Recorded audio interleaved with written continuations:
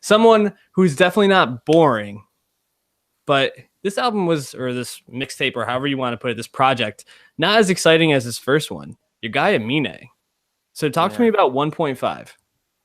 No, I think you nailed it. It's spoilers. 1.5 isn't as good for you.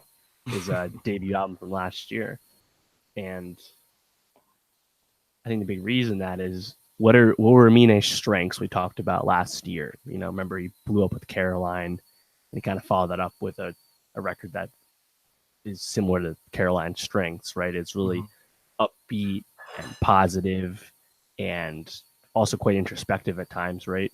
And you know, also fun to listen to, right? Like I thought, like Spice Girl was a really good album cut from that, and you know, Aminé from after Good For You comes out, we're like, all right, yeah, Caroline wasn't a one-hit wonder. This dude actually really seems to care about the work he puts in, putting on for Portland, which is really cool to see, just because that's not a big or hot rap scene or anything, and you know, he's coming at rap in a different way. He's not, you know, it's very original production, whatnot.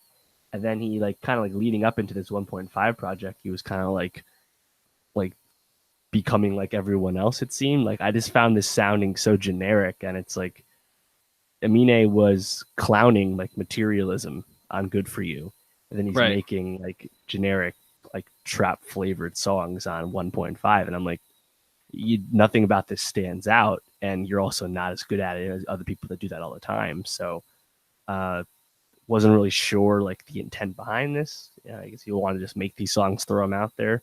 I won't judge it as much as if it was like a true album follow-up, but yeah, I thought it was an interesting like you know, left turn for him after what Good For You was.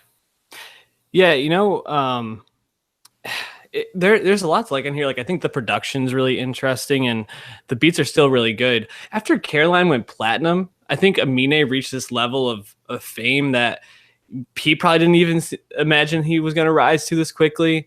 And I think he tries to take some of the things he does very well on Good For You, which he has these introspective lyrics and talks about things, and he can get pretty deep on that album at times.